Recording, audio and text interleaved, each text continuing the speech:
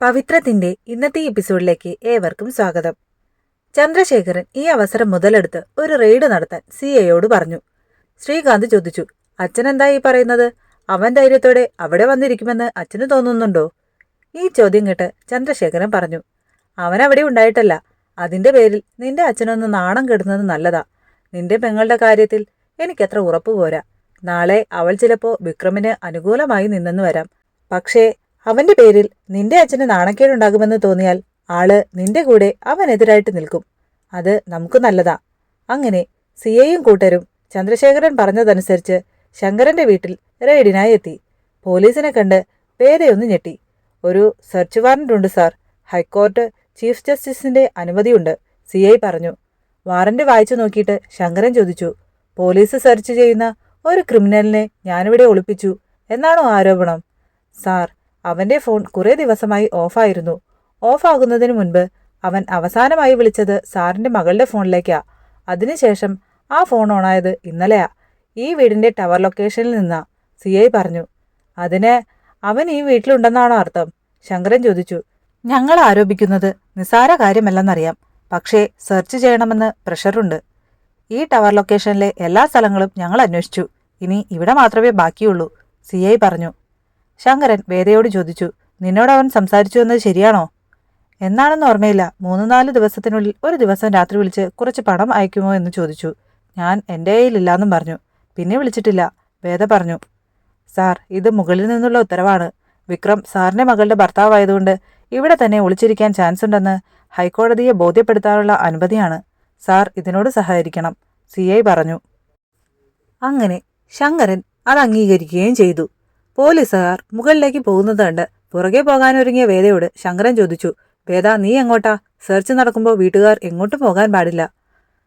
ഇത് കേട്ട് മുകളിലേക്ക് പോകാനൊരുങ്ങിയ വേദ അവിടെ തന്നെ നിന്നു. വേദയുടെ മുറി തുറക്കാൻ പറ്റാതെ പോലീസുകാരൻ കതകിൽ മുട്ടി. ശബ്ദം കേട്ട് വിക്രമിന് എന്തോ സംശയം തോന്നി. സാർ, ഒരു മുറി ലോക്കാണ്, പോലീസുകാരൻ താഴെ വന്നു പറഞ്ഞു. അപ്പോഴേക്കും വേദ പറഞ്ഞു, ആ മുറിയുടെ താക്കോൽ എൻ്റെ കയ്യിലാണ്. അതുകൊണ്ടാണ് ഞാൻ മുകളിലേക്ക് പോകാനൊരുങ്ങിയത്. പിന്നെ എനിക്കെൻ്റെ ഫോണും എടുക്കണമായിരുന്നു. അങ്ങനെ വേദയും അയാളോടൊപ്പം മുകളിലേക്ക് പോയി. വിക്രം അപ്പോഴേക്കും സ്റ്റോർ റൂം വഴി ഓപ്പൺ ടെറസിലെത്തി. മുറി തുറന്ന് വേദയും പോലീസുകാരനും അകത്ത് കയറി. അയാൾ ആ മുറി മുഴുവനും പരിശോധിച്ചു. ബെഡിൽ കിടന്ന ടീഷർട്ട് കണ്ട് അയാൾക്ക് സംശയം തോന്നി. അയാൾ ചോദിച്ചു, ഇതാരുടെയാ? ഇത് ആണുങ്ങളുടേത് പോലെയുണ്ടല്ലോ. അയാളുടെ ചോദ്യം കേട്ട് വേദ പറഞ്ഞു, നിങ്ങൾ ചോദിക്കുന്നതിൻ്റെ അർത്ഥം എന്താണെന്നറിയോ? ഒരു സ്ത്രീയോടിങ്ങനെ മോശമായി ചോദിക്കാൻ പാടില്ലെന്നറിയില്ലേ? വേദയുടെ ചോദ്യം കേട്ട് പോലീസുകാരൻ പറഞ്ഞു, അയ്യോ മാഡം, ഒരു സംശയം തോന്നി, അതുകൊണ്ട് ചോദിച്ചതാ, സോറി. പിന്നീട് അയാൾ പോയത് ഓപ്പൺ ടെറസിലേക്കാണ്. വേദയ്ക്ക് നല്ല ടെൻഷനായി. പോലീസിനെ കണ്ട് വിക്രം സൺഷെയ്ഡിലേക്ക് മാറി ഒളിച്ചു നിന്നു. അയാൾ അങ്ങോട്ടാണ് വരുന്നതെന്ന് മനസ്സിലാക്കിയ വിക്രം സൺഷെയ്ഡിൽ നിന്ന് തൂങ്ങി താഴെ ഇറങ്ങി. വിക്രമിനെ കണ്ട് വേദയാകെ പേടിച്ചു. വേദ വിക്രമിനരികിലേക്ക് ഓടിയെത്തി. വേദ വിക്രമിനെ വേഗം ബാത്റൂമിൽ കയറ്റി ഒളിപ്പിച്ചു. വേദയും ബാത്റൂമിൽ തന്നെ നിന്നു. അയാൾ ഡോർ വന്നു തുറന്നപ്പോൾ വേദ ദേഷ്യപ്പെട്ടു. എന്താടോ ഈ കാണിക്കുന്നേ? വേദ ചോദിച്ചു. അയാൾ അകത്തേക്ക് നോക്കി. വിക്രം ശ്വാസം അടക്കി പിടിച്ചു നിന്നു. വേദ മനഃപൂർവ്വം കൈവിരൽ ഡോറിനിടയിൽ വെച്ചു. കൈ ഇറങ്ങി എന്ന് പറഞ്ഞ് വേദ താഴേക്കിറങ്ങി ഓടി. എന്റെ മിസ്റ്റേക്കാണ് സാർ, മാഡത്തിന്റെ കൈ നോക്കാതെ ഞാൻ ഡോറടച്ചതാ, പോലീസുകാരൻ പറഞ്ഞു. അപ്പോഴേക്കും എല്ലാ പോലീസുകാരും തിരിച്ചെത്തി. ആരുമില്ല എന്ന് അവർ പറഞ്ഞു. അങ്ങനെ സെർച്ചിങ് മതിയാക്കി അവർ പോയി. ഈ വിവരം ഉടനെ തന്നെ സിഐ ശ്രീകാന്തിനെ വിളിച്ചു പറഞ്ഞു. ശ്രീകാന്ത് ചന്ദ്രശേഖരനോട് ചോദിച്ചു, എന്നാലും അവൻ അവിടെ വന്നത് എന്തിനായിരിക്കും? അവൻ എല്ലാവരും ഉറങ്ങിയ നേരത്ത് നേരിൽ വന്ന് വേദയെ കണ്ട് തിരിച്ചു പോയിട്ടുണ്ടാകും, ചന്ദ്രശേഖരൻ പറഞ്ഞു. അങ്ങനെയാണെങ്കിൽ അവർ തമ്മിൽ ഇപ്പോഴും കമ്മ്യൂണിക്കേഷൻ ഉണ്ടെന്നല്ലേ അതിനർത്ഥം? ശ്രീകാന്ത് ചോദിച്ചു.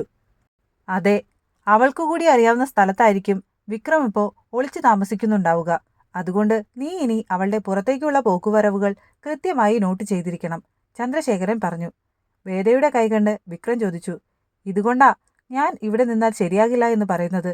നീ കൈ മനഃപൂർവ്വം അതിനിടയിൽ വെച്ചതല്ലേ? അതുകൊണ്ടാ അവർ തിരച്ചിൽ മതിയാക്കി പോയത്. വെടിയേറ്റ് കാനയിൽ കിടക്കുമ്പോൾ എനിക്ക് ലൊക്കേഷൻ അയച്ചു തന്നതാരാ? അപ്പോൾ മുതൽ വിക്രമിന്റെ ജീവൻ എൻ്റെ ഉത്തരവാദിത്തമായി, വേദ പറഞ്ഞു. അപ്പോൾ അതാണ് ഞാൻ ചെയ്ത തെറ്റ്, വിക്രം പറയുന്നത് കേട്ട് വേദ പറഞ്ഞു. തെറ്റല്ല, ശരി. ഭാര്യയെ കൃത്യസമയത്ത് വിവരമറിയിക്കുക എന്നത് ഒരു ഭർത്താവിൻ്റെ കടമയാണ്. പക്ഷേ ഇന്നലെ ഇവിടെ വെച്ച് വിക്രം ഒരു വലിയ തെറ്റ് ചെയ്തു. ആ ഫോൺ ഓണാക്കി. ഫോൺ ഓണായത് അവരറിഞ്ഞു. അതുകൊണ്ട് അവർ വന്നു, വേദ പറഞ്ഞു. അവരപ്പോ അത്രയ്ക്ക് വാച്ച് ചെയ്യുന്നുണ്ടായിരുന്നല്ലേ? വിക്രം ചോദിച്ചു. വളരെ വെപ്രാളത്തിലാണ് മാഷ് ഹോസ്പിറ്റലിലേക്ക് വന്നത്. വിശ്വത്തിനെയും ശ്രീജയെയും കണ്ട് മാഷ് കമലയ്ക്ക് എന്താ പറ്റിയതെന്ന് ചോദിച്ചു. അമ്മയ്ക്കൊരു നെഞ്ചുവേദന വന്നു. ഡോക്ടർ ഉടനെ ഇങ്ങോട്ട് മാറ്റി. പേടിക്കാനൊന്നുമില്ല, വിശ്വം പറഞ്ഞു. മാഷ് കമലയുടെ അടുത്തേക്ക് ചെന്നു. ടെൻഷനും സ്ട്രെസ്സും കൂടിയിട്ടാ, വേറെ കുഴപ്പമൊന്നുമില്ലെന്ന് ഡോക്ടറും പറഞ്ഞു. ഞാൻ കുളിച്ചുകൊണ്ടിരിക്കുമ്പോഴാ കോള് വന്നത്. വിനായകനാ ഫോൺ എടുത്തത്. അവൻ എന്നോട് പറഞ്ഞത്. മാഷ് പറഞ്ഞു മുഴുവിപ്പിക്കും മുൻപ് കമല ചോദിച്ചു. അറ്റാക്ക് വന്നു വന്നല്ലേ?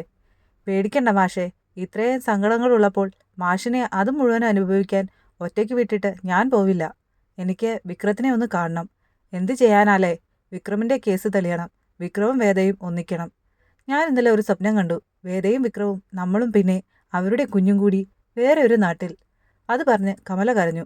കൂടെ മാഷും. അങ്ങനെ ഒരു ദിവസം വരും കമല. മാഷ് കമലയെ സമാധാനിപ്പിച്ചു.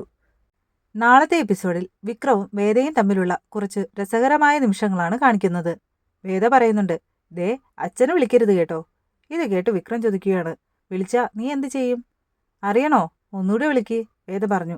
അത് പിന്നെ അച്ഛനെന്നല്ലേ വിളിച്ചുള്ളൂ, തന്ത എന്ന് വിളിച്ചാലല്ലേ കുഴപ്പമുള്ളൂ. അച്ഛൻ നല്ല വാക്കല്ലേ? വിക്രം ചോദിക്കുന്നുണ്ട്. കൂടാതെ കമലയെ കാണാൻ വേദ ആശുപത്രിയിൽ എത്തിയിരിക്കുന്നതും അവർ തമ്മിൽ സംസാരിക്കുന്നതും കാണാം. ചുറ്റും ആളുകൾ വേട്ടയാടാൻ നടക്കുകയല്ലേ മോളെ, എങ്ങനെ സമാധാനത്തോടെ ഇരിക്കും എന്ന് കമല വേദയോട് ചോദിക്കുന്നുണ്ട്. അമ്മ സമാധാനത്തോടെ ഇരിക്കൂ. ഒരു വേട്ടക്കാരനും വിക്രമിനെ ഞാൻ വിട്ടുകൊടുക്കില്ല. വിക്രം എൻ്റെ കൂടെയുണ്ട്, വേദ കമലയോട് പറയുന്നുണ്ട്.